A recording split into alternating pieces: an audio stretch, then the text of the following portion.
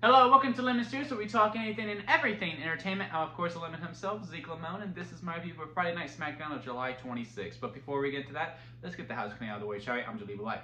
Comment below, let me know your thoughts on this week's episode of SmackDown, and of course, hit that subscribe button as it helps me grow into my YouTube career. I would greatly appreciate it. Now out of the way, let's get into the review.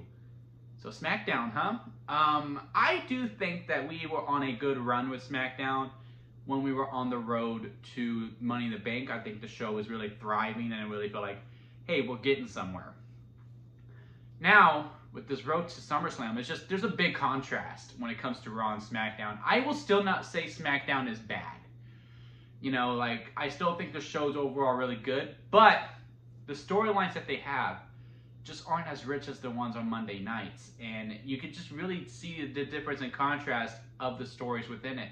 Like Solo versus Cody, and the promo segment that Cody had, and then what Solo said at the end, is just very, very adamant that this is a filler match.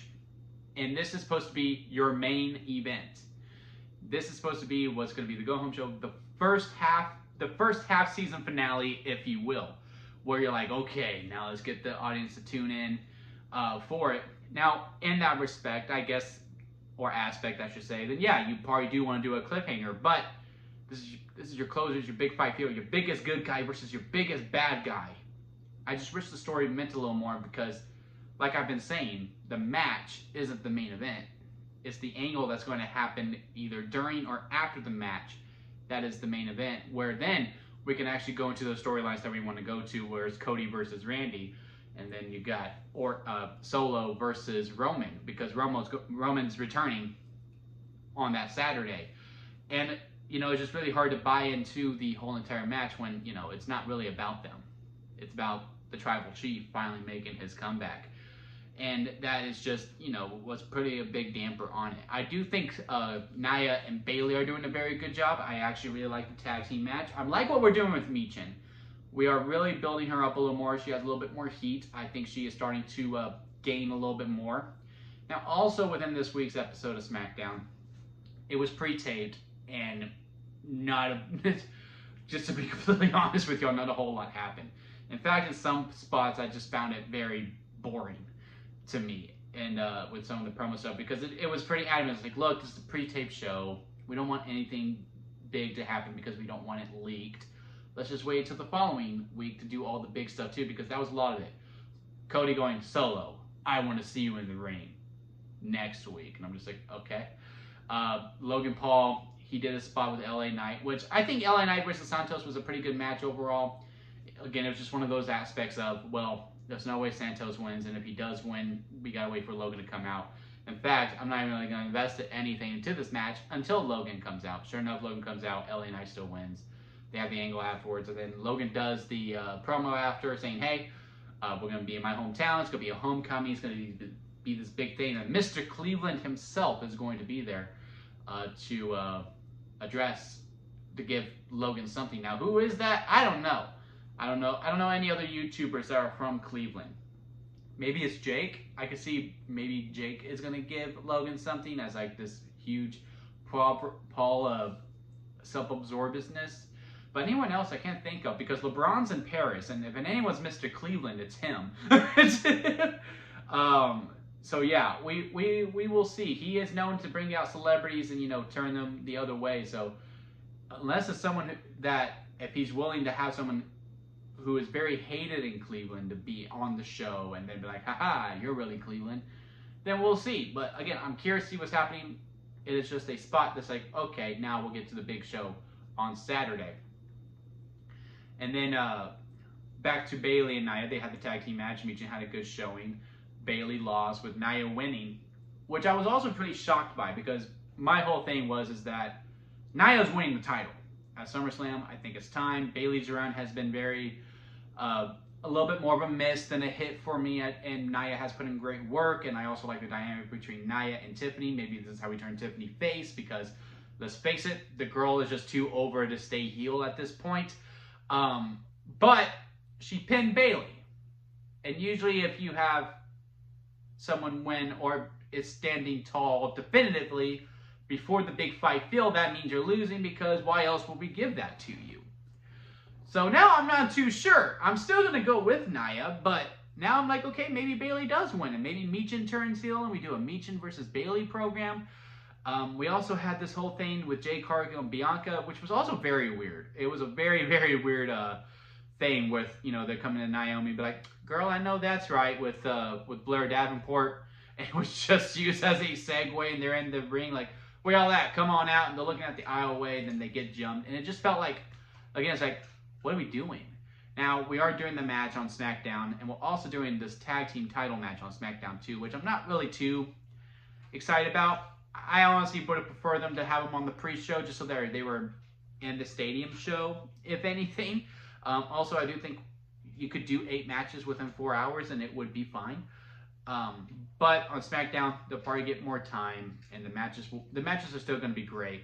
It's just you know, I wish those titles meant more than just on a regular weekly TV show.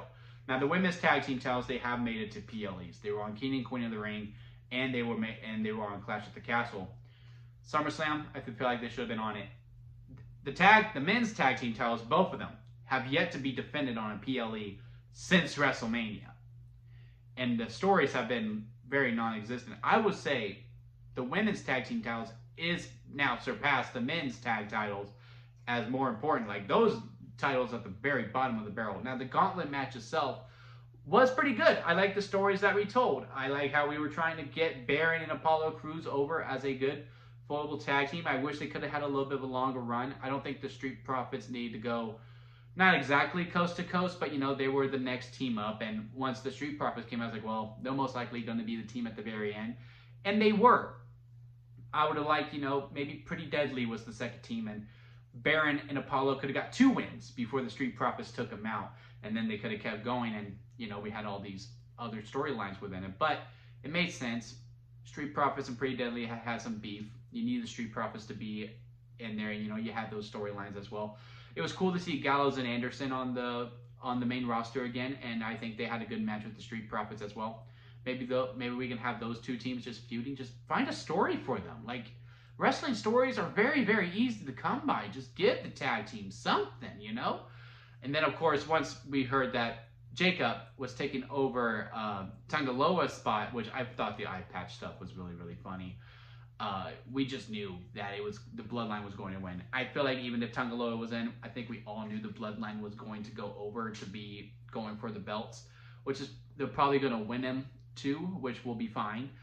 But it was pretty obvious at that point. Jacob could have probably won the whole thing by himself. He probably could have gone in first and still won the whole damn thing by himself. But yes, we are doing DIY versus the Bloodline on the SmackDown before SummerSlam. Again, really on that. I just wish it was on the SummerSlam card itself, and even on the pre-show, just so Johnny Gargano could actually fought in the stadium.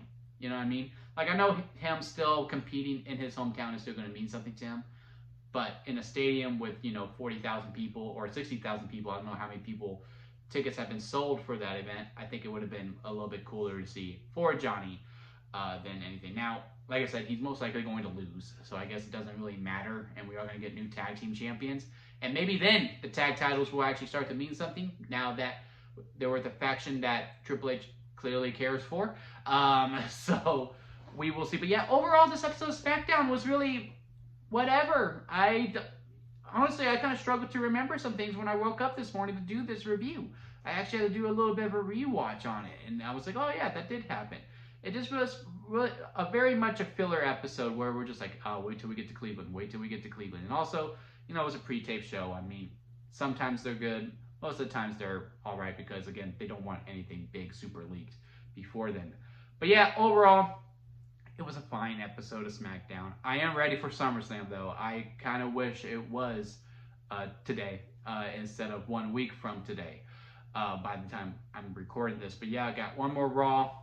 I expect that to be good because Raw has been really killing it lately.